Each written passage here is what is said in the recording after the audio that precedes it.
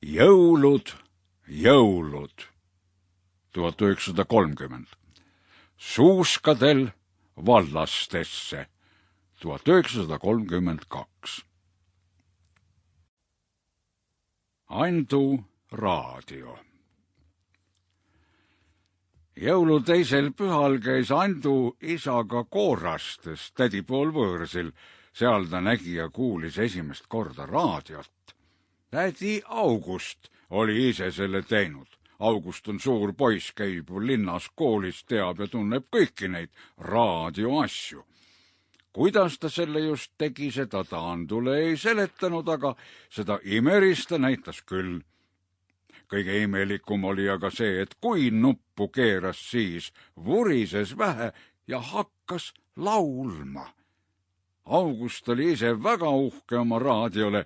Iga kord, kui nuppu keeras, ütles, aga nüüd tuleb Saksamaa laul. Teinekord jälle, nüüd tuleb Tallinna muusika.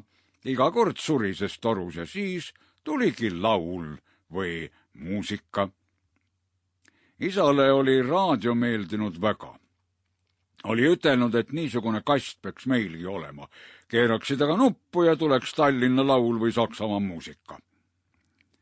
Kui koju sõideti, ei olnud Andul enam muud mõttes kui raadio.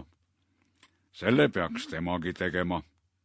Mis see siis veel ära ei ole, kui oskas tädi August selle teha, oskab temagi, peab olema vaid niisugune läikiv kast, gaas peal, sees kokku keritud traadid ja poolringi taolised plekitükid, mida võib keerata. Ja kruvi. Niisugune jämeda peaga kruvi peab veel olema, millest keerata, kui Saksamaa laulu tahad. Pikad traadi otsad peavad ulatuma aknast välja, aga toruks võiks võtta grammofonitoru, see neil on. Koduski ei saanud Andu sellest mõttest lahti, kui voodisse heitis, kuulis kõrvus kogu aja surinat ja Saksamaa laulu.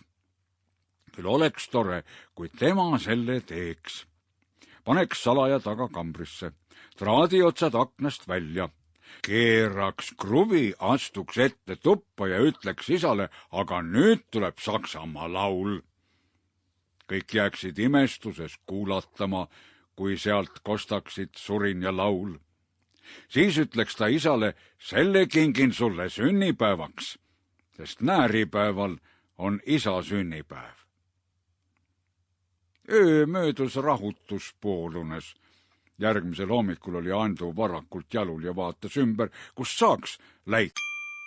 Sample complete. Ready to continue?